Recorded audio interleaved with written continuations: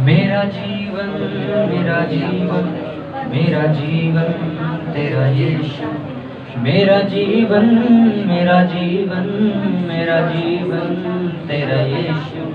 मेरी सांसों में तू है, दिल की धड़कन में तू है। मेरी सांसों में तू है, दिल की धड़कन में तू है। मेरा जीवन यीशु स्तुति करूँगा, मेरे जीवन यीशु स्तुति करूँगा। मेरा जीवन मेरा जीवन मेरा जीवन तेरा यीशु, मेरा जीवन मेरा जीवन मेरा जीवन तेरा यीशु। मेरी सांसों में तू है, दिल की धड़कन में तू है। मेरी सांसों में तू है, दिल की धड़कन में तू है। मेरा जीवन यीशु स्तुति करूँगा, मेरा जीवन यीशु स्तुति करूँगा। प्रभु यीशु के नाम हमें प्रार्थना मांगते, सब बोले आमीन आमीन हालेलुया हालेलुया। आप सभी को जय मसीह की। जय मसीह। अपने पड़ोसी कर देख के बोले आपको जय मसीह की। आपको जय मसीह। आपका दिन आशीषित हो, आपका दिन आशीषित हो। परमेश्वर आपको नई नई बातें सिखाए, परमेश्वर आपको नई नई बातें सिखाए। आमीन आमीन। सभी जन निकाल लो पुराना नियम पहला राजाओं 3 उसका 3 से हम पढ़ेंगे। पहला राजाओं 3 उसका 3 निकाल लो।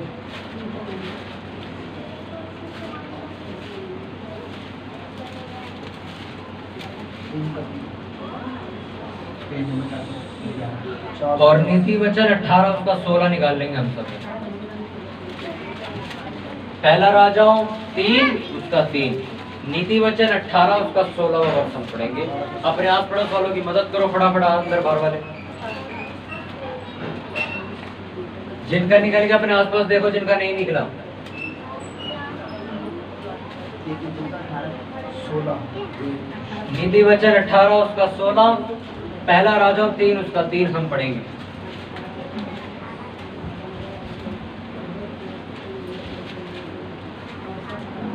बाहर पूछो मिला कि नहीं मिला? मिल गया?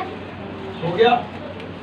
नीति वचन ये ब्रदर यहाँ बैठे नहीं मिला, नहीं 18 का 16 नीति वचन निकाल दो जिनके पास छोटी बाइबल है। 18 उसका 16 और पुराना नियम 3 उसका 3। जिनके पास दोनों है वो दोनों का बुकमार्क लगा लो, हाईलाइट कर लो, पेन लगा लो उसके ऊपर। ये वचन आपकी जिंदगी को बदलेगा, ये वचन आपकी जिंदगी को चेंज करेगा। इस वचन के साथ जब आप लोग प्रार्थना करनी शुरू करोगे, मेरा विश्वास है बहुत से लोगों की, बहुत से परमेश्वर के दासों की, हमारे लोगों की भी आज बहुत जिंदगी बदलेंगे। ये वचन आपकी भी जिंदगी बदलेगा। आमीन। इस वचन को अंडरलाइन कर लो, मार्क कर लो, पेन लगा लो, कॉपी लेके आए तो लिखना शुरू करो।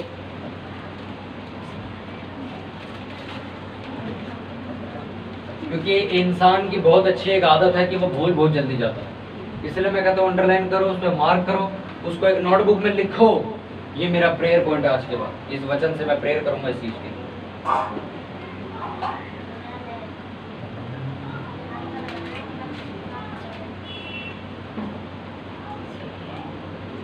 हालेलुया।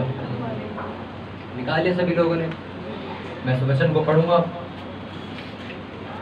नीति वचन 18 उसका 16, भेंट मनुष्य के लिए मार्ग खोल देती है और उसे बड़े लोगों के सामने पहुंचाती है। सब बोलो आमीन आमीन।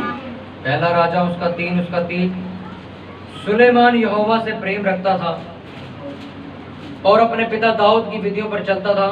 चलता तो रहा परंतु वह ऊंचे स्थानों पर भी बलि चढ़ाया और धूप जलाया करता था। और राजा गिबोन को बलि चढ़ाने गया क्योंकि मुख्य ऊंचा स्थान वही था। तब वहां की वेदी पर सुलेमान ने 1000 मेल बलियां चढ़ाए।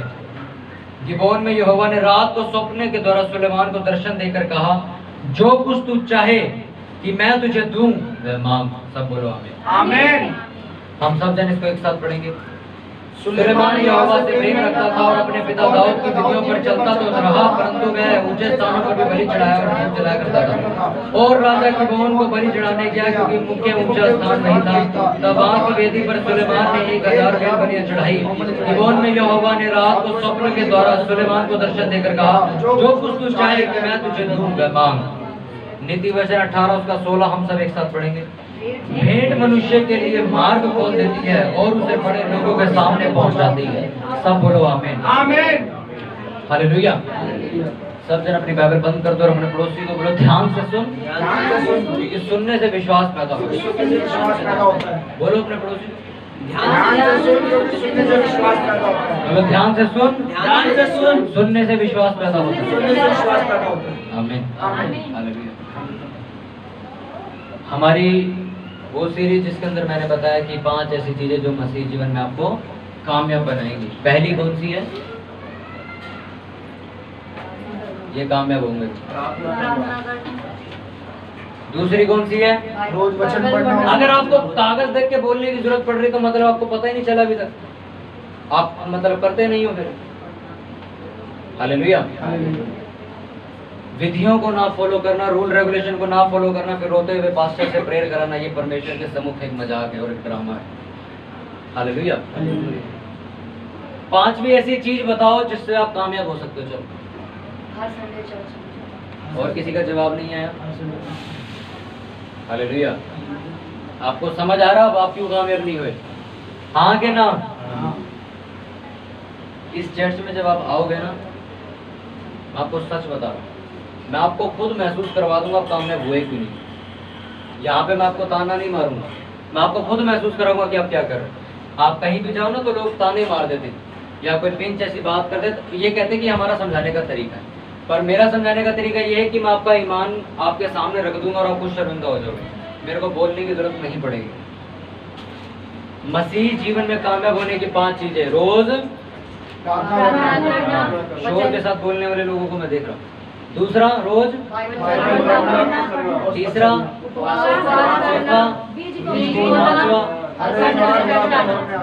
हालेलुया, रोज प्रार्थना करना, रोज बाइबल पढ़ना, हफ्ते के अंदर 2 उपवास रखना, अपने दशवांश अपनी ऑफरिंग को भवन में लेके आना, और हर संडे चर्च एक अच्छी कलीसिया के साथ जहाँ प्रार्थना होती है, जो जीवित कलीसिया और वचनों पर चलती है, उस कलीसिया के साथ जुड़े रहना। ये 5 चीजें आपको अपनी जिंदगी में बहुत आराम से, बहुत आसानी से कामयाब बना दें। हालेलुया।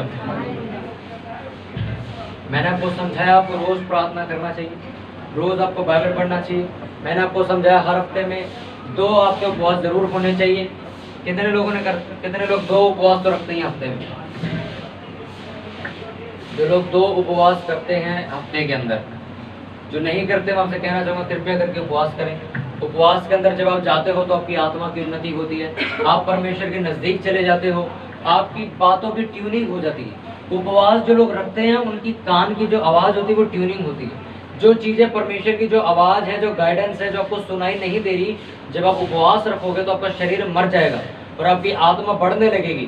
तब आपको आत्मिक परमेश्वर, जो आत्मा का परमेश्वर है, उसकी आवाज़ आत्मा में सुनाई देगी और आप सही फैसला सही जगह पर होगे। इसलिए उपवास रखना बहुत ज़रूरी है। जितने कम उपवास रखोगे उतनी कम आपकी आत्मा ग्रो करेगी, जितने ज़्यादा उपवास में रहोगे उतनी ज़्यादा आपकी आत्मा ग्रो करती चली जाएगी। हालेलुया।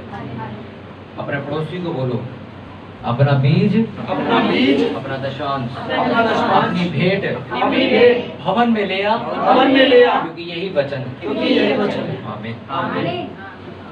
आज का वचन बीज बोने के ऊपर, और ये एक ऐसा वचन है जो मुंह पे कालिक पोत देता है पास्टरों पे, क्योंकि शैतान ने इस वचन को लेकर बहुत ज़्यादा गलतफहमी बात फैलाई हुई है। किसी 4 आदमी की वजह से एक आदमी जो सही चीज़ बता रहा है वो भी गलत है, ऐसा तो कहीं नहीं लिखा।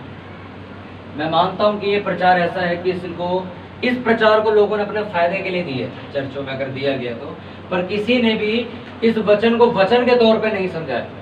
लोगों ने अपने फायदे के तौर पे समझाया। उनके चर्च में जब पैसा आना बंद हो जाता तो वो दशांश के ऊपर प्रचार करते हैं। नहीं, ये प्रचार जरूरत के हिसाब से नहीं, जो एग्जैक्ट में लिखा गया और इसका इतना गहरा मतलब है वो समझने के लिए मैं प्रचार दूंगा। हालेलुया। बीज बोना क्यों जरूरी है एक मसीह जीवन के अंदर? और बीज बोने की वजह से मसीह लोग कामयाब होते क्यों हैं, आज मैं आपको बताऊंगा। बाइबल के पहला राजा उसके 3:3 में लिखा, सुलेमान यहोवा से बहुत ज्यादा प्रेम करता था और अपने पिता दाऊद की बातों के ऊपर कभी चलता था और उनको फॉलो करता था। पर बाइबल ऐसा बताती है वो अपने दाऊद जो उसका पिता था उससे भी हटके काम करता था। लिखा कि नहीं लिखा कि जो उसके पिता की विधियां थी वो उन्हें तो फॉलो करता था, पर उससे भी ज्यादा ऊंचे ऊंचे स्थानों पर जाके वो वेदियों पे बलिदान चढ़ाता था। हाँ के ना? अगर उसके पिता ने उसको बोला 50 ही देना, तब भी वो जाके अपने मन से 80 रुपए दे के आता था, 150 रुपए दे के आता था, 200 दे के आता था। हालेलुया। ये बात आप उसकी नोटिस करो कि उसको ये बात पता थी कि मेरा पिता आज तक 10 देता आया, तो मैं कभी कभी 15 भी देता हूँ, कभी कभी 25 भी देता हूँ। ये उसकी आदत थी। वो कभी कभी कहता था मैं आज यहाँ नहीं, आज मैं यहाँ ऊंची जगह पे जाके बलिदान चढ़ाऊंगा। वो अपनी भी फॉलो करता था जो उसके पिता ने, और अपने तरीके से भी देता था। हालेलुया। बाइबल में ऐसा लिखा, जब सुलेमान राजा था या नॉर्मल एक लड़का था, उसके पास कोई साम्राज्य नहीं था, कोई उसके पास इतनी बड़ी बुद्धि नहीं थी, इतना बड़ा धन उसके पास नहीं था। पर बाइबल ऐसा बताती जिस दिन उन्होंने गिबोन के अंदर 1000 बलियां चढ़ाई उस मंदिर में जाके, तो बाइबल ऐसा बताती उसी रात को यहोवा ने दर्शन दिया उसको, नींद में स्वप्न दिया उसको और उससे कहा तू जो मांगता है मांग, मैं तुझे दूंगा। कब बोली ये बात उसे? जब उसने कुछ दिया, तब उसके पास परमेश्वर आया, बता क्या चाहिए। उससे पहले क्यों नहीं आया? सेम कंडीशन आपकी और मेरी। हमारे पास भी परमेश्वर तब तक नहीं आता जब तक हम उसे कुछ आप सेकंड थिंग, परमेश्वर आपके पैसों का भूखा नहीं, या फिर यहाँ कोई बिजनेस चल रहा है, 1500 की पर्ची कटाओ मैं तुम्हें आशीष दूंगा। नहीं। बीज बोने का मतलब क्या है? मैं आपको बताता हूँ। उसका जवाब लिखा नीति वचन 18:16 में, भेंट तुम्हारे रास्तों को खोल देती है और तुम्हें कहाँ खड़ा करती है? ऊंचे स्थान पर। ऊंचे लोगों के सामने ले जाके खड़ा कर देती है। क्या चीज? भेंट। पढ़ाई। पढ़ाई कर देती है आपको खड़ा, नहीं। बुद्धिमत्ता आपको खड़ी कर देती है। भेंट। क्या कर देती है आपको? भेंट। आप जो भेंट देते हो या आपके रास्तों को क्या करती है? खोल देती है। आपको कहाँ खड़ा कर देती है? ऊंचे लोगों के सामने। आज कई लोगों की एक कंफ्यूजन है, गलतफहमी है। जब हम एक कामयाब क्रिश्चियन इंसान को देखते हैं कि ये बहुत पैसे वाला है, सुनो, सबसे पहली बात शैतान ने जो दूसरे लोगों के जरिए एक गलतफहमी पैदा करी वो ये है कि क्रिश्चियन लोग कभी भी एक आशीषित जीवन नहीं जी सकते, एक रॉयल्टी वाला जीवन नहीं जी सकते, प्रोस्पेरिटी यानी कि एक अच्छा प्रसिद्ध जीवन नहीं जी सकते, एक धनी जीवन नहीं जी सकते, मतलब एक अच्छा राजाओं की तरह जीवन नहीं जी सकते। क्रिश्चियन लोग इसलिए बुलाएंगे कि भिखारियों की तरह जी जी के मर जाए। ये लोगों के अंदर मेंटालिटी पैदा की गई है। ये भी मेंटालिटी किसके जरिए पैदा की गई है? चर्चिस के अंदर लोगों के जरिए, पास्टरों के जरिए, गलत टीचिंग के जरिए लोगों के अंदर बात पैदा की गई है कि आप कभी भी 25 लाख रुपए का मकान नहीं ले सकते। आप जिंदगी भर आप 10 रुपए का कोई झोपड़ा सा लेके उसमें रह सकते। ये सिखाया जाता है। हालेलुया। आपको चर्च में ये नहीं सिखाया जाता। लोग कहते हैं कि भाई आप 1500 रुपए की शर्ट नहीं पहन सकते, आप क्रिश्चियन व्यक्ति हो, 50 रुपए वाली पहन। ये सिखाया जाता है। सच में कह रहा हूँ, आप बाहर निकलो, आप कहीं क्रिश्चियन लोगों से मिलोगे, आप उनसे पूछना भाई इतनी बुरी हालत, पैसा तो है, खर्च तक नहीं भाई, परमेश्वर ने मना किया। परमेश्वर ने कहा सीधा साधा जीवन जियो, फटे पुराने कपड़े पहनो, खाने के लिए मूंगी मसर की दाल रखो, बाहर जाना तो कार में चाबी नहीं लगानी, रिक्शे में बैठ के जाना। कितनों को बात समझ आ रही है? ये बात क्यों फैलाई गई मैं आपको बताता हूँ। बाइबल में लिखा तेरे चरित्र को देख के तेरे लोग बचाए जाएंगे, हाँ के ना? आपको देखकर आपके लोग बचाए जाएंगे, हाँ के ना? इसलिए शैतान चाहता है कि भिखारी बन के रहो। जब आपको कोई देखे ये तो भिखारी है, यीशु मसीह को मान के, तो वो यीशु मसीह की तरफ कभी ना आ सके। ये एक प्लान है शैतान का, जो आपको भिखारी बना के रखना चाहता है, आपको कंजूस बनाना चाहता है, आपको घटी में जीना सिखाता है। पर बाइबल में अगर आप यीशु मसीह की तरफ से पढ़ोगे तो यीशु मसीह की तरफ से क्या लिखा पता आपको? तुम राजाओं की संतान, तुम राजपदधारी याजकों का समाज हो। हाँ के ना? लिखा कि नहीं? हाँ। राजपदधारी याजकों का समान फटे हुए कपड़े पहन के घूम रहा है। ऐसा हो सकता है? नहीं। हो सकता है? नहीं। या पैर पीछे कर। ऐसा हो सकता है क्या? नहीं हो सकता। क्यों ऐसी मेंटेलिटी बनाई जाती है लोगों के अंदर, चर्चेस के अंदर?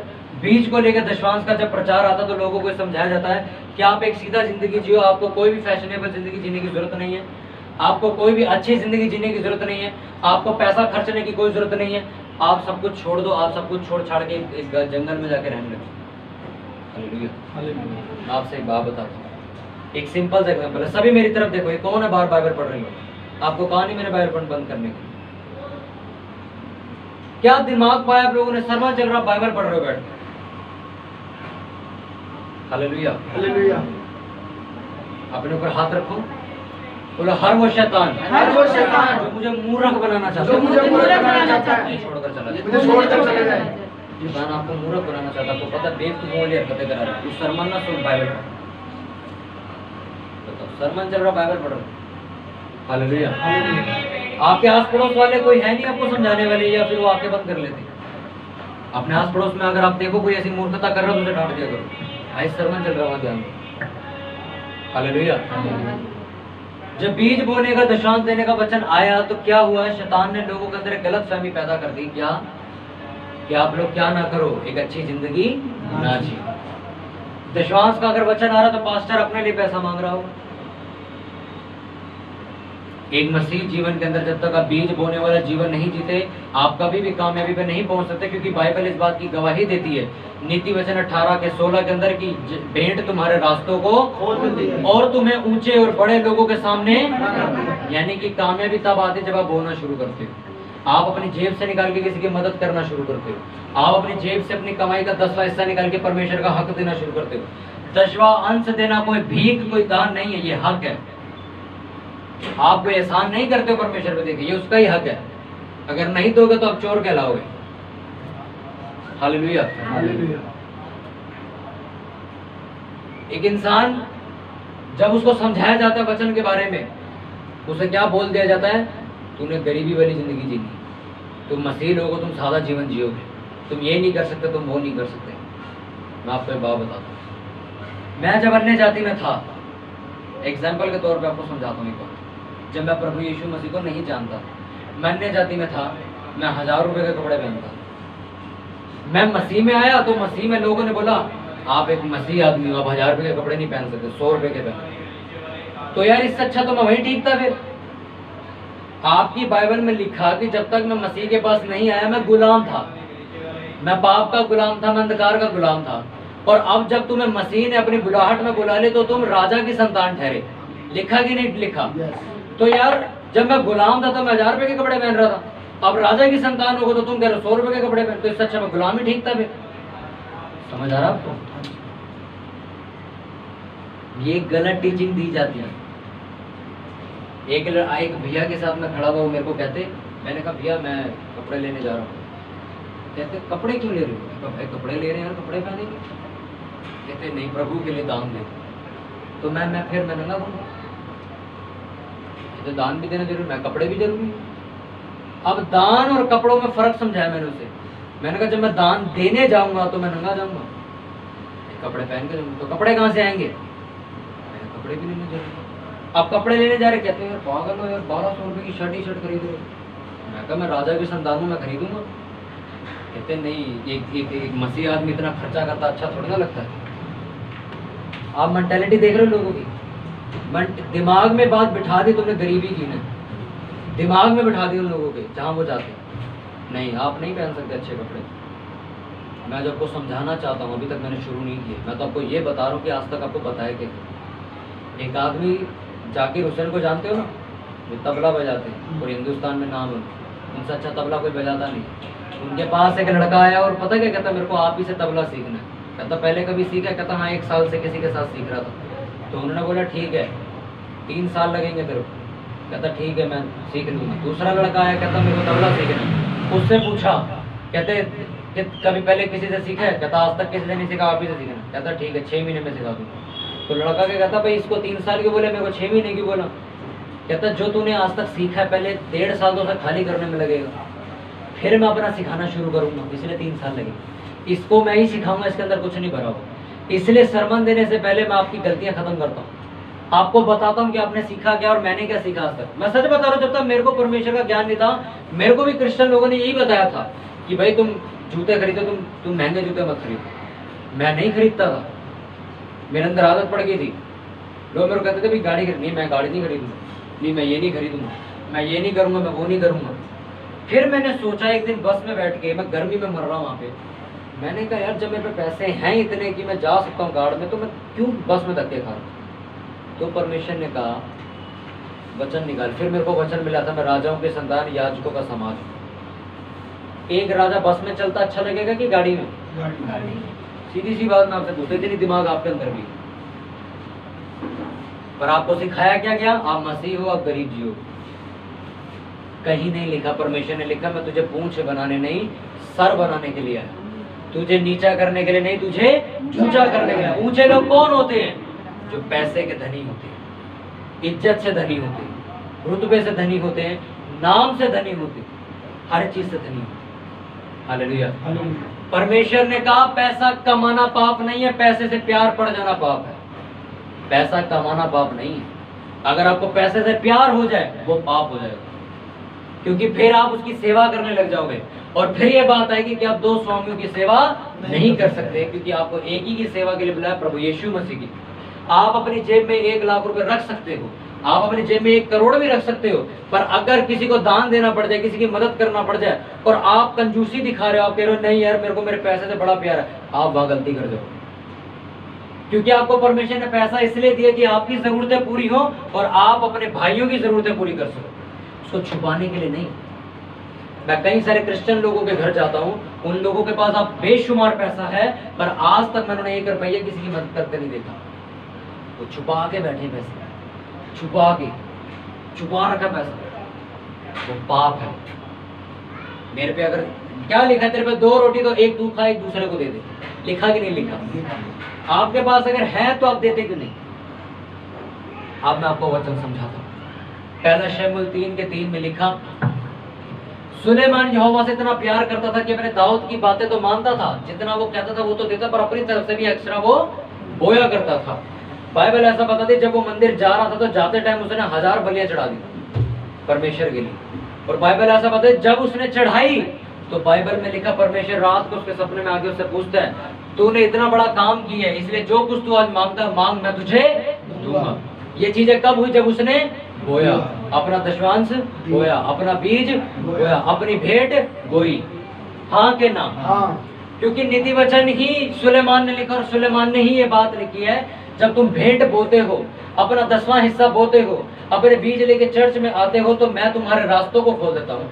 आज एक सबसे बड़ी बेवकूफ़ी की बात यह है, जो मैंने भी करी थी एक टाइम पे। एक कामयाब क्रिश्चियन आदमी को मैंने देखा और मैंने उससे पूछा भी तुम इतने कामयाब कैसे, इतना पैसा तुम्हारे पास आया कहाँ से? उसने कहा मैं अपना बीज टाइम पे बोता हूँ और अपने 10% से ज़्यादा बोता हूँ। और मैंने बेवकूफ़ी क्या लगाई कि ये सिर्फ बोने की वजह से अमीर हुआ है, पर बाइबल में जब मैंने पढ़ा तो परमेश्वर ने मुझे बताया कि बोने की वजह से ऐसा नहीं होगा कि आप चर्च में 10 रुपए डाल के जा रहे हो तो अगली बार जब संडे चर्च आओगे तो आपको सीढ़ियों में 100 रुपए पड़े मिलेंगे। नहीं नहीं नहीं नहीं, गलत समझ गया। पैसा बोओगे पैसा आएगा? नहीं, ऐसा नहीं है कि आपने पैसा बो दिया तो आपके घर में आप बेड खोलोगे अंदर बैग भरा होगा पैसों से। ये हरकतें नहीं करता परमेश्वर। बोने के बाद क्या होगा कि आप ऐसे अमीर हो जाओगे, मैं बताता हूँ आपको। परमेश्वर ने सुलेमान को सपने में क्या दिया था?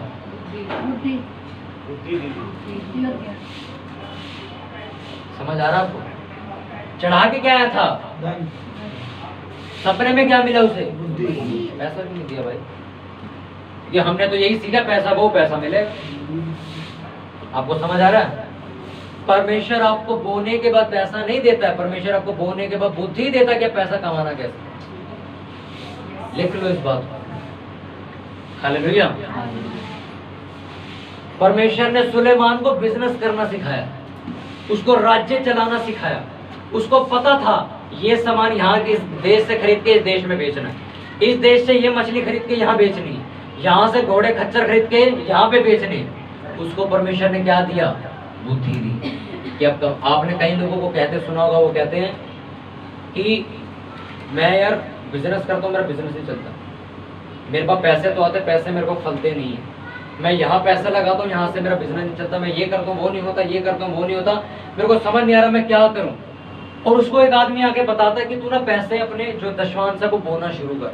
वो बोना शुरू करता है, उसके बाद वो एक अमीर व्यक्ति बन जाता है।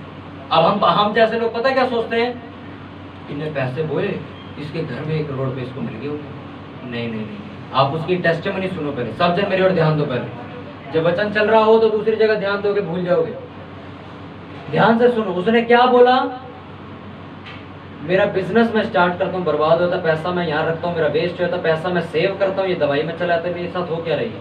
जब मैंने बोना शुरू किया तो मैं अमीर हो गया। सुनो, पैसा नहीं मिला उसे, पैसा वही है, पर बोने के बाद क्या लिखा नीति वचन 18 के 16 में? मैं तेरे रास्तों को, तेरी बुद्धि को।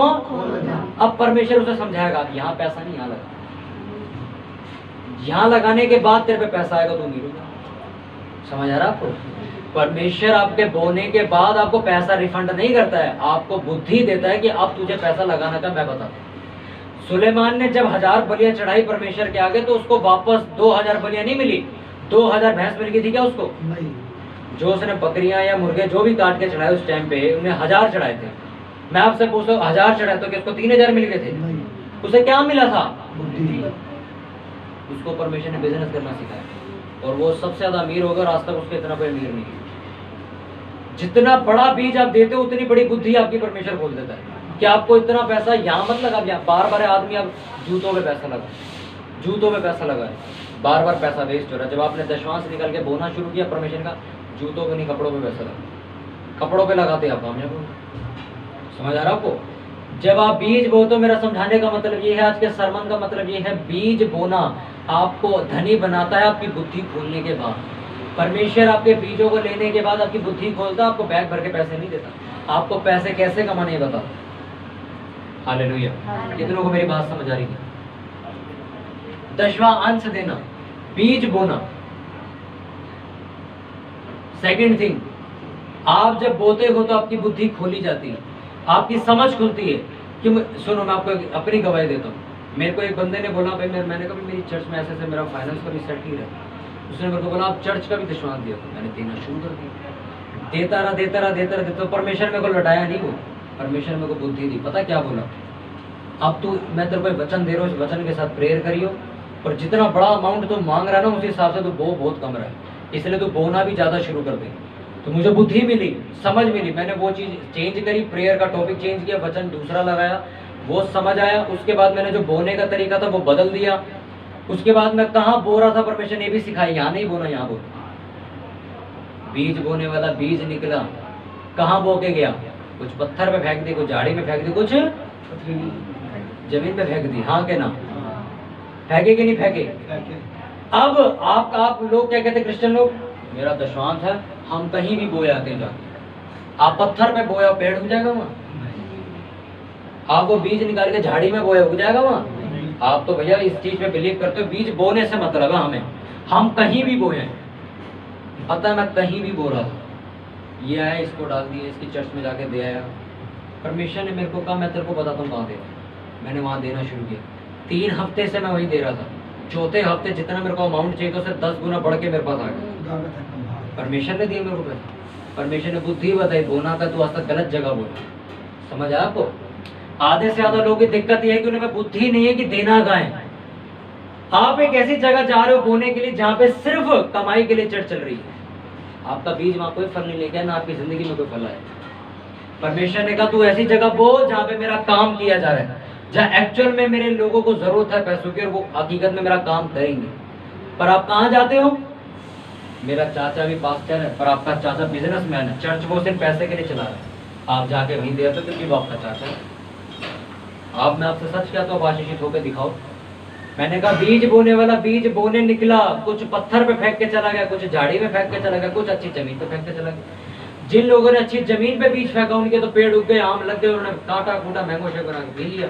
जिनके पत्थर और झाड़ियों में गिरे उनके पेड़ ही नहीं उगे, तो आम का स्वाद मिलेगा तुम्हें। ये सेकंड चीज थी, इसको भी लिखो। आप जहां बोते हो वो जगह कौन सी है? आप पत्थर में बोते हो, जमीन पे बोते हो, या घास में बो रहे हो आज तक? क्योंकि आज तक अगर आपके बीज का फल ही नहीं आ रहा तो आपको ये जानने की जरूरत है कि आप बो कहाँ रहे हो। हालेलुया। कितनों को मेरी बात समझ आ रही है? हालेलुया। जब आप बीज बोना शुरू करते हो आपकी बुद्धि खुलती है, समझ खोलता है परमेश्वर, कैसे कैसे अब अरेंजमेंट्स करनी है। सेकंड चीज, परमेश्वर आपको बताता है अब तुझे बोना कहाँ है, मैं तेरे को बताऊंगा। कौन से आराधनालय में जाके तूने बोना, कौन सा तेरा आराधनालय? मैं कहीं भी जाके बोल रहा था, परमेश्वर ने कहा जहाँ तू सीखता है, जहाँ तू बैठ के वचन सुनता है, वहां जाके बो गया। मैं वही बोलता हूँ। आज आशीषित हो गए हम, चर्च हमारे आशीषित हो गए। ये चीजें मेरी कब खुली? ये ताला जो चाबी ये चाबी मिल नहीं रही थी, ये ताला खुला कब मेरे दिमाग का? जब मैंने क्या किया? जब मैंने बीज बोए, मेरी बुद्धि खोल दी परमेश्वर। हाँ के ना? कितनों को मेरी बात समझ आ रही है आज? नीति वचन 18 में लिखा, अपने पड़ोसी को बोलो, जब तू बीज बोएगा, परमेश्वर तेरे रास्ते खोल देगा, तेरी बुद्धि खोलेगा, तेरी समझ खोलेगा, और तुझे ऊंचे लोगों के सामने खड़ा करेगा। हालेलुया। मैं कई बार अपने सरमन में समझाता हूँ कि जब आप बोलते हो तो सिर्फ फाइनेंशियल आशीष आपके ऊपर नहीं आती, लिखा आपके रास्ते खोले जाते हैं। आपके रास्ते खुलने का मतलब कंफ्यूजन्स क्लियर होती हैं, हीलिंग आ जाती है, आपको सही डायरेक्शन मिल जाती है, आपको बहुत सी चीजें दिखनी शुरू होती है, बहुत सी चीजें आपकी सही हो जाती हैं जब आप बीज बोना शुरू करते हो। उसमें कहीं नहीं लिखा कि आप पैसे दोगे पैसे मिलेगा। सुलेमान ने 1000 बलियां चढ़ाई थी, सपने में बुद्धि मिली, बुद्धि पैसा लेके आई। समझ आया आपको परमेश्वर का खेल कैसे चलता है? परमेश्वर चाहता है कि आप मेहनत करो, आपको सही जगह मेहनत करवाएगा। आज तक कई लोग गलत जगह मेहनत कर रहे हैं, गलत जगह चढ़ जाते हैं, गलत जगह सुनते हैं, गलत जगह बीज बोते हैं, नहीं होता कुछ। कितनों को बात समझ आ रही है? थर्ड पॉइंट, कुछ लोग बीज बोने में गलती करते हैं। ये तीसरा पॉइंट मैं आपको बता रहा हूँ। बीज बोने में गलती क्या करते हैं? कुछ लोग अभी भी कर्जे में है। हाँ, कुछ लोग कर्जे में, वो क्या करते हैं? अपना दशमांश उठा के कर्जे में डाल देते हैं। वो कहते हैं कि पहले कर्जा उतर जाए फिर तसल्ली से हम बीज बोएंगे। मैं सच बताऊं, आपका कर्जा जिंदगी में नहीं उतरेगा। क्योंकि कर्जा कब उतरेगा? परमेश्वर ने कहा ऐसा करके मुझे परखो, मैं तुम्हारे लिए आशीष के जोर के खोलूंगा कि नहीं, तुम्हारे ऊपर से फिजूल खर्ची डांटूंगा कि नहीं। लिखा कि नहीं लिखा? कब करेगा वो ये? जब तुम क्या दोगे? दशमांश तो तुमने कर्जे में डाल दिया। कौन सी आशीष की अपेक्षा कर रहे हो? ये कर्जा तो कभी खत्म नहीं होगा। समझ आया? एक पास्टर को मैं कहते हुए सुन रहा हूँ, पता क्या कहते? दशमांश दशमूल बाद में, तो पहले जो आपके कर्जे हैं पहले वो उतारो। हालेलुया। बहुत बड़े पास्टर थे। मैं कहा दशमांश कर्जे में डाल दूंगा। कह रहे पहले कर्जा उतारो अपना, फिर दशमांश निकालो। और ये गलती मैं पता कब से करता आ रहा हूँ? पिछले 1.5 साल से। इस चर्च के ऊपर थोड़ा सा कर्जा था, मैं क्या कर रहा था? इस चर्च का दशमांश निकाल के भी कर्जे में घुस रहा था, और कर्जा ये साल आगे उतरा नहीं। मैंने कहा परमेश्वर आज से मैं दशमांश कर्जे में नहीं दूंगा। मेरे को समझ आया कि दशमांश वाली जगह पे ही जाना चाहिए। मैंने दशमांश निकाल के सिर्फ चर्च में बोना शुरू कर दिया। 3 हफ्ते में परमेश्वर ने कर्जा खत्म कर दिया मेरा। 3 हफ्ते में परमेश्वर ने कहा जब तक तुम बीज बोना नहीं शुरू करोगे, मैं तुम्हारी बुद्धि कैसे खोलूंगा? मेरी मैसेज बता रहा हूं, बीज बोने की वजह से बहुत जगह मेरी समझ खुली है पैसों को लेके। बहुत जगह बुद्धि खुली है। तो उनसा पैसा कहाँ लगाना? आज कई इस चर्च में भी लोग आते हैं, मैंने उनसे पूछा, यार मेरे मन में आया, मैंने उससे पूछा, मैं तू दशमांश देता है? नहीं, दशमांश नहीं देता। मैं तभी कहूँ बेटा तू बार बार फोन करके मेरे से कर्जा भी मांगता है। कहता नहीं, अभी ना इतने 1000 रुपये का कर्जा है हमारे ऊपर, हम अभी वो उतार रहे हैं, तब जब उतर जाएगा तो फिर कर्जा वो दशमांश देना शुरू कर दूंगा। मैंने कहा बात तो मेरे को पिछले 1.5 साल से बोलो, और इतना सा कर्जा तेरा उतरा नहीं आज तक? तेरा पता नहीं, उतरने लगता है फिर कोई ब्याज चढ़ जाता है। आप कुछ भी कर लो, आप परमेश्वर का हक कहीं और घुसाओगे, परमेश्वर आपको घुसा देगा उसी। इतनों को बात समझ आ रही है? ये थर्ड पॉइंट है, जो लोग गलती करते क्रिश्चियन लोग, इसलिए वो कामयाब नहीं है। अपनी ऑफरिंग, अपनी भेंट, अपने दशमांशों का खिलवाड़ करते हैं। बाइबल में लिखा दशमांश, भेंट, ऑफरिंग कहाँ आनी चाहिए?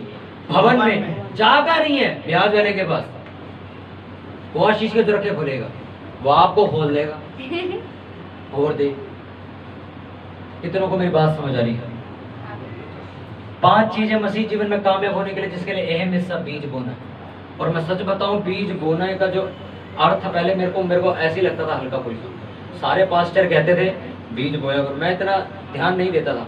पर जब से मैंने बोना शुरू किया, मैं सच बता रहा हूँ, जितना बोलते डबल आता हमारे। और ये इसलिए कि हमारी गलतियों को सही किया परमेश्वर ने। कितना बोना है, कैसे बोना है, कहाँ बोना है, सारी चीजें परमेश्वर ने लिखाई। अब सही तरीके से बोल रहे हैं, अब सही तरीके से आ रहा है वापस पर। कई बार लोगों की चीजें गलत होती हैं, बोने में परफेक्ट है पर बो गलत जगह रहे, बो सही जगह रहे हैं पर सही तरीके से नहीं बोले। कभी कभी बोते दशमांश, कभी खा जाते, कभी छोड़ देते, कभी दशमांश आधा कर देते हैं, कभी 5% दे देते हैं, कभी कहते हैं कमाए 10,000 के साथ 1,000 रुपये को तो 100 रुपये दे देते हैं परमेश्वर को।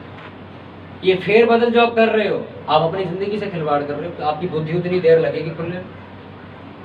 आज तक ऐसा मैं जब से मैं इस चीज में लाइन में जो मैं काम कर रहा हूँ, मैं कभी भी कोई चीज में फोन पे पूछता हूँ ना, उन लोगों से जो बड़ी बड़ी कंपनियों के लोग हैं, वो मेरे से फोन करके बात करते हैं, मैं उनसे ऐसे सवाल पूछता हूँ, वो एक जवाब देते हैं मेरे को, आप हमारे सीनियर से बात कर लो, वो आपको समझा सकते। मैं जितनों से भी बात करता हूँ वो एक ही बात कहते हैं, मैं हमारे सीनियर से बात कर लो, आपके सवाल का जवाब वो दे देंगे। क्यों? परमेश्वर आपको बुद्धिमान बनाएगा, आपकी जब बातों का जवाब नहीं होगा लोगों के पास। मैं कोई घमंड में नहीं कह रहा, मैं नहीं जानता इतनी बुद्धि कहाँ से मेरे पास। एक परसों आया मेरे पास कॉल, इतनी बड़ी कंपनी डिजाइनिंग की, वेब डिजाइनिंग की, मैंने उससे 3 सवाल ऐसे पूछे लड़की से, कहती मैं सीनियर से बात कराऊंगा। और सोचो मैंने अभी तक जॉब नहीं करी उस चीज की, और वो लोग ऑलरेडी वहां पे काम कर रहे हैं, उनके पास जवाब नहीं था उस चीज का। परमेश्वर आपकी बुद्धि को खोल देता है। यही बुद्धि को जिसको आप लाइटली ले रहे हो, बुद्धि तो है, पढ़ाई तो है, इसमें सारा कुछ, यही बुद्धि कल आपको करोड़ों देगी अगर इसको तुम चलाना जानते हो। और आपको चलाना आता नहीं, क्योंकि आप बोते नहीं, आपकी बुद्धि खोली नहीं है, लगानी का है बुद्धि। अपने हाथों को उठा के बोलो, बीज बोने वाला व्यक्ति ऊंचे लोगों के सामने जाके खड़ा हो जाएगा। परमेश्वर उसकी बुद्धि खोल देगा, परमेश्वर उसकी बुद्धि खोल देगा, उसकी समझ खोलेगा, उसकी समझ खोलेगा, उसके रास्ते खोलेगा, उसके रास्ते खोलेगा, उसकी गलतियों को खत्म करेगा, उसकी गलतियों को खत्म करेगा। आमीन आमीन हालेलुया हालेलुया। कितनों को वचन समझ आ रहा है? ये वचन ऐसा था, जब भी मैं इसको देने की कोशिश करता हूँ मेरे को बदनामी याद आती, नाम खराब हो जाएगा, पास्टर पैसे मांग रहे हैं। मैं आपसे एक बात पूछता हूँ, कुछ लोग हैं जो सिर्फ पैसा मांगने के लिए प्रचार करते हैं, ये बात आप भी जानते हो, आपने भी देखा है। कुछ लोग हैं जो सिर्फ पैसे के लिए ही चर्च चला रहे हैं, ये वो चर्च नहीं है। अगर इस चर्च में सिर्फ पैसे के लिए हम सेवा कर रहे होते, या आज हम लोगों को वचन सुना रहे होते, आज इतने हजारों लोग नहीं बच रहे होते। आज फोन पे क्या कहते हैं लोग, हमें पता, आपकी वीडियो देखी हमने सुसाइड कैंसिल कर दी, आपकी वीडियो देखी हमने हम पाप से छूट गए, आपकी वीडियो देखी हमने पाप करना बंद कर दिया। तो ये चीज़ें पैसों से नहीं हो सकती, ये बात आप भी जानते हैं। पैसे से आपका जीवन नहीं बदल सकता। आपको 1 लाख रुपए दो, वो अपने मन से शराब छोड़ दे, आप नहीं छोड़ सकते, आप उसे 1 लाख की भी शराब पिया होगा। पर जब परमेश्वर आपको छुएगा, आप तब बदले जाओगे। हालेलुया। मैं आपको इसलिए समझा रहा हूँ कि आप मेरे को पैसा दो, नहीं, मैं आपको इसलिए समझा रहा हूँ ताकि आप कामयाब हो सको। जिस तरह मैंने मेरी बुद्धि खोली परमेश्वर ने, और मेरे को आज परमेश्वर दे रहा है, उसी तरह आप भी जीवन जी सको। मैं जब चेन्नई में था तो मैं वहाँ खड़ा हुआ, तो मेरे हाथ में बीज था, मैं पास्टर को देने के लिए खड़ा हुआ, पीछे से एक लड़का आया, एक ब्रदर आया, उनके हाथ में ब्लेजर था, सूट था पूरा रेमंड का, 17-18 हज़ार रुपये का वो सूट था। उन्होंने निकाला, पूरा कवर में बंद था हैंगर के साथ, उन्होंने निकाल के पास्टर को स्टेज पे पकड़ा दिया। पास्टर ने प्रेयर करी, उठा के अपने वॉलंटियर को दे दिया पीछे। मैं खड़ा उसका मुंह ताक रहा, यार इसने 18 हज़ार रुपये का सूट निकाल के उन्हें दे दिया। एक लेडीज मेरे आगे आई, उसने टोपस पहने हुए सोने की, उसने उतारे, इकट्ठे किए, उनकी वाइफ के हाथ में रख के प्रे करा के चली, दे दी। मैं हम बेवकूफ़ हो यार, तुमने सोने की टोपस उतार के दे दी। कोई आके सोने की चेन उतार के ऑफरिंग के डब्बे में डाल के चला गया, वो आके इनको 18 हज़ार रुपये का रेमंड का सूट दे गया। मैं हैरान बड़ा हुआ देख के, सोच में पड़ गया मैं, ये कैसा बीज था भाई। खड़े पैर खड़े हैं, मन में आया, उतारी चेन, दे दी। लोगों ने घड़ियां पहनी हुई 1-1 लाख रुपए की उतारी, डाल दी। ये कौन सा बीज चल रहा है? उन्हीं लोगों से मैं 3 दिन बाद मिला, उन सबके नीचे कार खड़ी थी, मर्सिडीज, ऑडी, होंडा सिटी, बड़ी बड़ी कारें खड़ी हुई थी। मैं कहा कारें किसकी? कहते कारें पास्टरों की कारें। आप सोचोगे, मैंने कहा पास्टरों की कारें, मैं कहा पास्टर के पास मर्सिडीज है भाई। तो मैं उनसे मिला जाके, हमने मॉडल पढ़ा, मॉडल चेक किया, 78 लाख रुपए की गाड़ी थी वो। मैं पास्टर के पास इतना पैसा कहाँ से है? और पास्टर से पूछा, कहता मैं काम भी नहीं करता, मेरी बहुत बड़ी चर्च है, मैं पूरा टाइम सेवा में देता हूँ। भैया 78 लाख रुपए की गाड़ी ने खरीदी कैसे? उसने मेरे को पता है क्या बताया, कहता मेरी जिंदगी बीत गई बोते हुए यहाँ। कह रहा मेरे हाथ में जितने आ जाए मैं उतना देता हूँ। कह रहा अगर मैं राजा की तरह जीना चाहता हूँ, मैं राजा की तरह बोता भी हूँ। मैंने कहा बात सही। मैंने उस दिन से ठान ली बात, मैं कहा मैं भी बोलने के लिए अपना दिल खोल दूँ। सुलेमान क्यों अमीर हुआ? बेहिसाब बोता था वो, बेहिसाब। आज 1 लाख रुपए आदमी कमा लेना, उसको बोलो दशवां देना, 10,000 रुपए दे दूंगा, 10,000। उसकी आत्मा से मर जाती तड़प तड़प, 10,000 रुपए दशवां दे दूंगा। इसलिए कहा जाता है 100 रुपए कमा दो, 10 रुपए देने की आदत डाल, ताकि जब बड़ा अमाउंट आएगा तो फिर कोई दिक्कत नहीं होगी। आज मैं सोचता हूँ, मैंने वादा किया था परमेश्वर से, परमेश्वर मैं 10% से इतना ज़्यादा दूंगा। उस टाइम कम थे तो भैया दे दिया करते थे। अब जो ज़्यादा परसेंट के हिसाब से भाई 1,000 रुपये का तो दशवां से निकलता है। अब मैं सोचता हूँ यार इतने 1,000 रुपये दशवां में दे दूँ, मन में लालच आता है कि यार इतनी बड़ी ऑफरिंग मैं दूसरी चर्च में दे दूँ। परमेश्वर ने कहा वाचा तोड़ दे। मैंने कहा नहीं तोड़ूंगा, आंखें बंद करी डाल के आ जाता हूँ। अगले संडे उससे 3 गुना ज्यादा आती है। धन्यवाद। और जो होना होता है वो फिर बड़ा हो जाता है। अब मैं कहता हूँ यार तो और ज्यादा पैसे हो गए, फिर इसको बाहर दिया, मैं फिर बाहर दिया, अगले संडे तक फिर कोई और दिया था। एक बात याद रखना, जब आप बीज बोने जाओगे ना, आपका मन आपको कहेगा पैसे रख ले अपने पास। पर मैं आपको सच बताऊं, अगर अपने मन पे पत्थर रख के उस आत्मा को तोड़ दिया लालच की, आप बहुत आगे निकल जाओगे। मैंने वहां देख के आया भाई, लोगों पे मैं जब भी मैं बाहर जाता हूँ, मैं लोग पास्टरों को क्रिश्चियन लोग पता क्या कहते हैं, मेरे को बड़ी शॉक्ड लगी। लड़के ने पता, भैया ने पता मेरे को क्या कहा, तुम थोड़ी ना यार, तुम लोग यार तुम 8 लाख रुपए की कर, तुम मसीह आदमी हो, तुम्हें शोभा देती है चीज, तुम्हें ये देती, तुम्हें वो देती है। 4 दिन पहले एक पास्टर है राम बाबू करके, उनका इंस्टाग्राम में देखा होगा आपने, राम बाबू को, पतले से, बहुत बड़ी चर्च है हैदराबाद में उनकी चर्च के बंदे ने, उन्होंने नहीं, पास्टर ने नहीं, पास्टर की चर्च के बंदे ने टोयोटा फॉर्च्यूनर कार खरीदी, चर्च के बंदे ने। और उन्होंने उसके साथ फोटो खिंचाई कि आज मेरे कलीसिया के इस भाई ने फॉर्च्यूनर खरीदी। खुश थे वो। तो मैं फोटो देख के ऊपर मैं वापस आ गई, चर्च के बंदे ने फॉर्च्यूनर खरीदी। और उन्होंने लिख के पता क्या डाला था, वचन था एक नीचे, नीति वचन का एक वचन लिखा हुआ था, परमेश्वर तुम्हें और ऊंचा ऊंचा करता चला जाए, ऐसा करके उन्होंने कोई वचन लिखा हुआ था। अब सोचो उनकी मेंटेलिटी क्या है, तुमने फॉर्च्यूनर लिए तो तुम कल को मर्सिडीज भी दो। ये पास्टर की सीख है उनको। हमारे यहाँ क्या सिखाते हैं, जो है वो भी बेचो, लो ही मत। अरे परमेश्वर, मैं तुम्हें बात बताऊँ, एक आदमी के पास अगर 35 लाख रुपए की कार आई है तो इसको परमेश्वर ने दी है, और इसने ऐसा कुछ किया होगा तभी तो इसको 35 लाख रुपए मिल गया। सुलेमान को ऐसी तरह पैसा कैसे मिल गया, तो पहले नहीं था, इनने कुछ दिया इतना बड़ा जो किसी ने नहीं दिया, तब इसको मिला। आज पास्टर अमीर हो जाए, 100 बातें बनती है बाहर, चर्च के पैसे पे फड़ियां मार रहा, तो चर्च के पैसों पे फड़ियां नहीं मार रहा, उसने अपनी जिंदगी से बहुत बड़े बड़े बीज बाहर बोए, इसलिए परमेश्वर तुझे इतना दे रहा है। आपको पता, मैं ऐसे पास्टरों से मिला हूँ, अपनी एक किताब लिखते हैं 1 महीने में, एक किताब 1 महीने में लिखते हैं वो लोग, और 4-4, 5-5 लाख रुपए उनकी कमाई 1 महीने की, घर पे बैठे रहते हैं और कोई काम नहीं करते। 5-5 लाख रुपए, और पता क्या करते हैं उस पैसों का, वो उनके पास 5 लाख आते हैं, अपनी मिनिस्ट्री में वापस डाल के चले जाते हैं, कहते हैं मेरे को जरूरत होगी मैं ले लूंगा, बाकी 5 लाख चर्च के अकाउंट में चेक लगा दूं। आपको समझ आ रही है उनकी मेंटेलिटी क्या है। मैं जब भी इस जगह से बाहर निकलता हूँ ना, सारे लोग मेरे को यही टकरते, सारे लोग। हमारे यहाँ एक पास्टर आईफोन ले ले तब कलेश हो जाता, एक क्रिश्चियन आदमी आईफोन ले ले तब कलेश होता, 90,000 का फोन ले लिया तुमने। बाहर जाओ आप, मेरे साथ में पास्टर बैठा, मैं आपको फोटो शेयर करूंगा ग्रुप में, मेरे साथ एफबी पे हम, इतना बड़ा हॉल उनका, इसमें चर्च लगती है, उनके पास 1.5 लाख रुपए का एप्पल का एक टैब था, जिसमें वो वचन बार बार, जैसे मैं लिखता हूँ ना कॉपी में, तो वो टैबलेट में लिख रहे थे फटाफट, तो मैं बैठ के उन्हें देख रहा था। मैं कहा कितने का, कहते 1,22,000 का पड़ा था मेरे पास से 2 साल पहले, तो लिख रहे एप्पल का था। मैं कहा आज हमारे यहाँ पास्टर लेके आ जाए स्टेज पे, उसको तो खा जाएंगे लोग। देखा, हमसे क्या था, दशवां तो खुद दे के 1 लाख का लैपटॉप लेके बैठा। पता है क्यों? ये मेंटेलिटी गंदी बनाई है लोगों की। मैं आप लोगों को आशीषित करता हूँ, आप रईस पे रईस होते चले। आप इतना देने वाले, बाइबल में लिखा लेने से बेहतर है देना। मैं कहता हूँ आप इतना पैसा कमाओ, आप लोगों को गाड़ियां दिलवाओ। आमीन। परमेश्वर आपको इतना आशीषित करे। आमीन।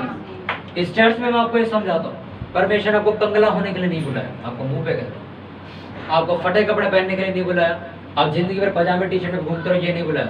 चर्च आओ तो पहन के आओ 10,000 के कपड़े, आओ पहन। जिसके पास नहीं है उसको जताओ मत, मेरे पास 10,000 के कपड़े, उसको दिलाओ फिर तू भी पहन। लोगों को पता लगना चाहिए क्रिश्चियन लोग, क्योंकि कौन हो तुम लोग, राजपदधारी याजकों का समाज, राजा के संतान। राजा की संतान, राजपदधारी याजकों का समाज खड़ा होकर बोले मैं 100 रुपए की शर्ट पहनता, जचेगा वो? नहीं। राजा कभी 100 रुपए के कपड़े पहनता है? नहीं। अगर आपको राजा बनना है तो आपको राजाओं की तरह दान देना पड़ेगा। राजा दान पता कैसे देता है? अपने खजाने में हाथ मार के यूं डाल के चला जाता है। वही नहीं, हमारी तरह नहीं ऐसे नोट गिनते, उसकी जेब से जितने निकलते हो दे के जाता है। जिस दिन आप ऐसे देने वाले हो जाओगे, ऐसी मदद करने वाले हो जाओगे, आप देखना आप कहाँ पहुंचोगे। परमेश्वर आपको तब तक रईस नहीं कर सकता जब तक आप अपने मन से रईस नहीं हो जाते। परमेश्वर चाहता कि आपसे कुछ करवाए, इसलिए वो वेट कर रहा था। दाऊद को तो मैंने बहुत पैसा दे दिया, सुलेमान को फ्री फंड में थोड़ा ना दूंगा मैं, तू भी कुछ करके दिखा। सुलेमान ने करके दिखाया, 1000 बलियां चढ़ा दी। एक बकरा खरीदने जाओ जरा, कितने का मिलता है बताओ? माने एक अगर बच्चा खरीदो कितने का मिलता है? 6000, 5-7 हज़ार, 10-12 हज़ार रुपये का मिल जाता है।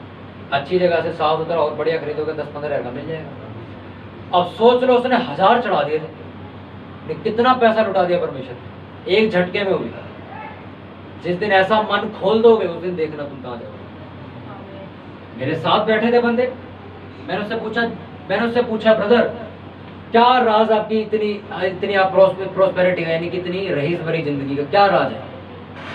कहते एक दिन मेरे पास एक कमाई आई थी, वो मेरी कमेटी थी। कहता मैं जैसे ही बैठा उसको गिनने के लिए तो मैंने गिन लिए पैसे। कहता गिनते टाइम ही परमेश्वर ने कान में बोला, तेरे साथ में जो लड़का पढ़ता है उसके घर में खाने के लिए रोटी नहीं है और उसका जो घर है वो बिकने पे है, उसको जाके पैसा दे दे। तो कहता मैं सोचने पड़ गया, यार मैंने 3 साल लगा के इतनी बड़ी कमेटी छोड़ी है, मैं कैसे दे दूँ? कहता परमेश्वर का तू दे या ना दे, मैंने तेरे को बोलना था बोल। कहता मेरा मन, मैं प्रेयर करने वाला आदमी, मैं उठा, मैं गया, मैंने अपने दोस्त से पूछा भाई ऐसी सी हालत है तेरे? कहता हालत है, कह रहा सड़क पे जाने वाला हूँ परसों। कहता मैंने अपने जितने लाख रुपए थे सारे उठाए, मैंने परमेश्वर से प्रार्थना करी मलाकी 3:10 के साथ, परमेश्वर मुझे पता है कि ये जो पैसा सिर्फ तेरे भवन में देना है, पर मैं आज एक मदद के लिए दे रहा हूँ, मैं भवन में नहीं दे रहा हूँ, मैं मदद के लिए दे रहा हूँ, क्योंकि परमेश्वर ने कहा था। उन्हें उठाया वो लाख रुपए उसको दी, उसकी मदद कर दी। उसने बताया, कहता इतने मरले की जमीन मेरे पास किराए पे चल रही है, उसका कोई हद नहीं कर रहा।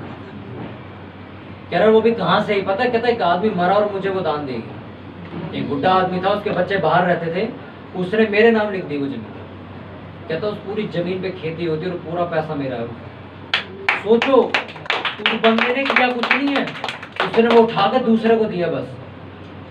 आज भी मैं बैठा हूँ, मेरे से कोई कहता ना तेरा फोन बड़ा अच्छा लग रहा है, मैंने कहा मैं जिस दिन नया लूंगा तेरे को दे दूंगा। कहता पैसे? मैं कहा फ्री में दूंगा। फ्री में क्यों? मैं कहा मैंने यही सीखा, फ्री में दूंगा, पैसे भी लूंगा तेरे से। आज मैं आपको बोने का मतलब समझा रहा हूँ, तो बोने का मतलब ये भी है कि आप परमेश्वर का वचन भी फ्री में दो। आज तो बाइबल भी बिकती कि नहीं बिकती? 150 रुपए की, 80 रुपए की, 90 रुपए की। और लोगों का कहना है अगर आप उसको मुफ्त में खरीदोगे तो आपकी कदर नहीं होगी। अरे मैं खरीद के लाऊंगा, मैं कदर नहीं करूंगा, क्या गारंटी मैं कदर करूंगा उसकी?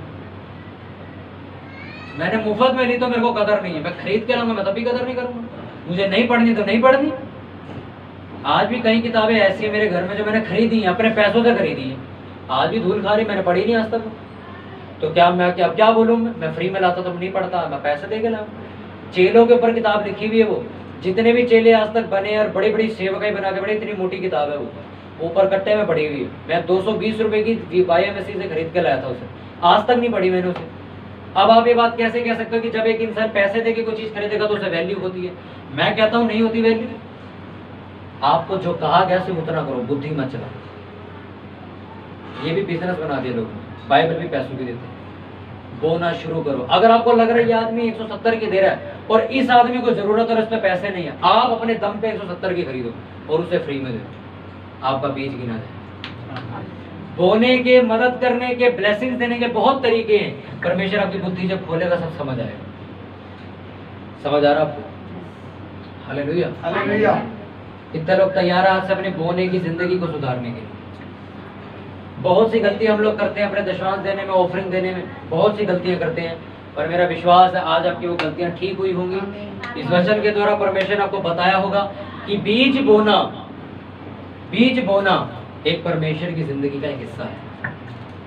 प्रभु यीशु मसीह ने भी उसके बाद 5 रोटियां थी, उसने कहा मैंने दे दो, पर देने के बाद क्या हुआ? 12 टोकरियां उठाई थी। चेले कह सकते थे वो 2-2 मछली छुपा लो सारे। यीशु मसीह को तो पता नहीं क्या हो गया, सारा ही बांट देगा आज। तुम सारे 2-2 मछली छुपा लो अपनी जेब में, ये तो सारे टोकरे बंटवा देगा। पर यीशु मसीह ने कहा कोई अपने पास नहीं रखेगा तो चेलों ने बोला भूखा ही मारेंगे, छोड़ो। बांट दी सबको। कितनी टोकरियां उठाई थी बाद में? 12। चेले कितने थे? 12। सबको एक एक टोकरी मिली कि नहीं मिली?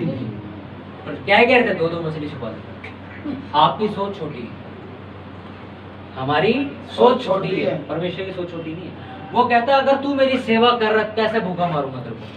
वो कहता, पर यीशु मसीह नहीं देख रहा यार 12 बंदे यार रोटियां बांट रहे हैं, इनको नहीं दूंगा मैं खाने के लिए, तुम्हें तो ज्यादा दूंगा, लेकिन जो मेरी सेवा करते हैं उनका आदर करते।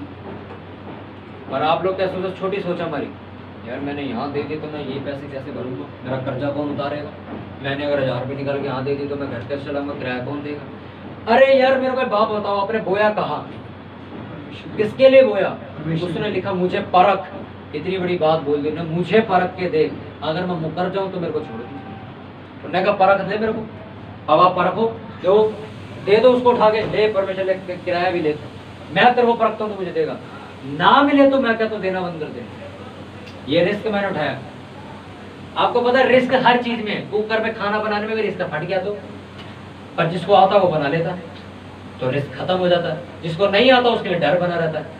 वही चीज है, जब तक आपको बोने का मतलब समझ नहीं आएगा ना, आपको डर बना रहेगा। इतनी बड़ी ऑफरिंग बो दूं जाके, इतना बड़ा एक बीज बोया हूं जाके, डर है। क्यों? क्योंकि आपने कभी आता हुआ नहीं देखा। जब आने लग जाएगा ना, आपको पता लगेगा कि पलट के भी आता है, आप ये कि इससे बड़ा दोगे। बोने वाला व्यक्ति कामयाब हो सकता है, क्योंकि बाइबल ऐसा बताती है जो व्यक्ति भेंट देता है उसके रास्ते खोले जाएंगे। अगर आप चाहते हो कि रास्ते खोले जाए तो अपना बोना शुरू करो। आमीन। अपने हाथों को उठाओ सभी जन। मेरे सामर्थ्य पिता परमेश्वर, जितना वचन तेरे लोगों ने सुना, हम लोगों ने सुना, जितना वचन आज तूने मुझे दिया मैंने अपने लोगों को सुना दिया। मेरा काम पूरा हुआ मेरे पिता। अब जो इनके मनों में वचन गया उनकी जिंदगी में 1000 गुना फल लेके मेरे पिता परमेश्वर। हम जो बीज बोते, दशवां अंश बोते मेरे पिता परमेश्वर, वो अपने लालच के लिए नहीं बोते, बल्कि इसलिए बोते क्योंकि तूने लिखा वो मेरा हक है जो तुम्हें देना जरूरी है। मेरे पिता आज दुनिया में गलत गलत टीचिंग दी जाती है कि मैं बीज बोना जरूरी नहीं। बीज बोया जाए तो इसलिए बोया जाए ताकि मेरे पिता किसी का घर भर सके, या बीज इसलिए बोया जाए कि मेरे पिता मुझसे कमाई का बिजनेस कर सके। मेरे पिता ये सारी गलत शिक्षाएं खत्म हो आज से मेरे अंदर। मेरे पिता परमेश्वर, मैं कंगाल जीवन जीने के लिए नहीं, गरीबी में जीने के लिए नहीं, एक रईस जीवन जीने के लिए बुलाया गया, क्योंकि मैं राजाओं की संतान होने के लिए बुलाया गया। मेरे मुंह से कभी छोटी बातें ना निकले बल्कि बड़ी बड़ी बातें निकले। जैसा मैं बोलूंगा वैसा होगा मेरे पिता। मैं बड़े बड़े बीजों को बोकर तेरे भवन में आऊंगा, क्योंकि बोने वाले को बीज तू ही देता है। मेरे सामर्थ्य पिता परमेश्वर वचन आज मेरी जिंदगी को, हृदय को छुए, मेरी जिंदगी को बदल दे। प्रभु यीशु मसीह के नाम में मांगते पूरी चर्च बोले आमीन।